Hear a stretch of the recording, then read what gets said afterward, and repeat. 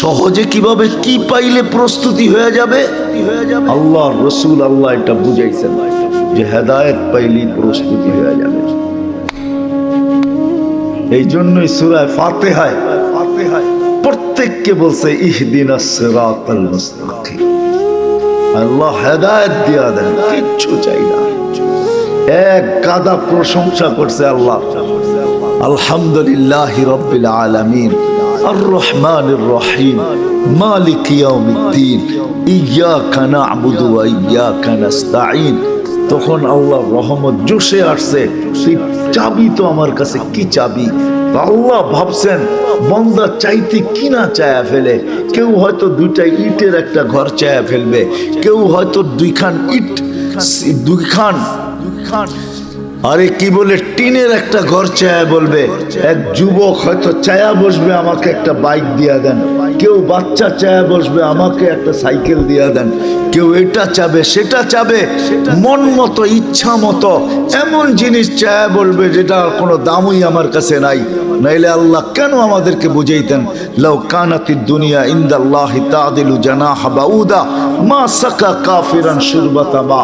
সমগ্র দুনিয়া যদি তার ভান্ডার সহ, সমস্ত খনি সহ, সমস্ত ভান্ডার সহ আমার কাছে মশার পরের সমান দাম হতো, তাহলে কোন খোদাদ্রোহীকে যুবক 5 বেলা আল্লাহ ডাকে আর তুমি কার বেকা করে করে চলে যাও মসজিদের সামনে দিয়া।